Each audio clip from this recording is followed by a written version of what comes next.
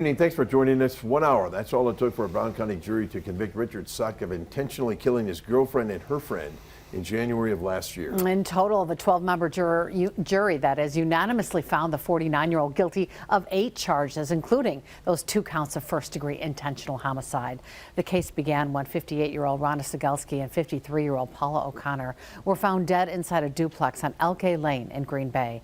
Brittany Schmidt covered the trial from gavel to gavel. She joins us now live in the newsroom with a reaction to that verdict. Brittany.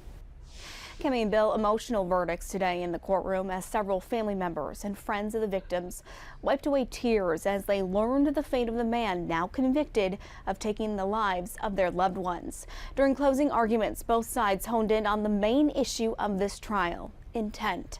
Did Sotka intend to kill the women, or was it reckless in nature?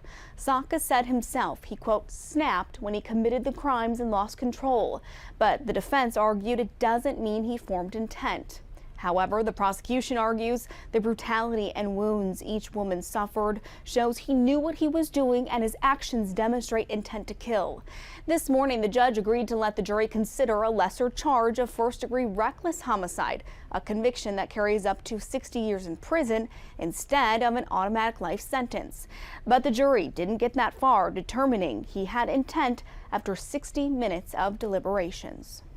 As to count 1, as to the offense of first-degree intentional homicide, domestic abuse assessments of Rhonda Sigelski, as charged in count 1 of the information, we, the jury, find the defendant, Richard Wendell Sotka, guilty. Did the defendant commit the crime of first-degree intentional homicide while using a dangerous weapon? Yes. The victims' families did not wish to comment on the case, nor did the defense or prosecution. Sotka is scheduled for sentencing on Monday, May 20th. He is facing an automatic term of life in prison. Cami.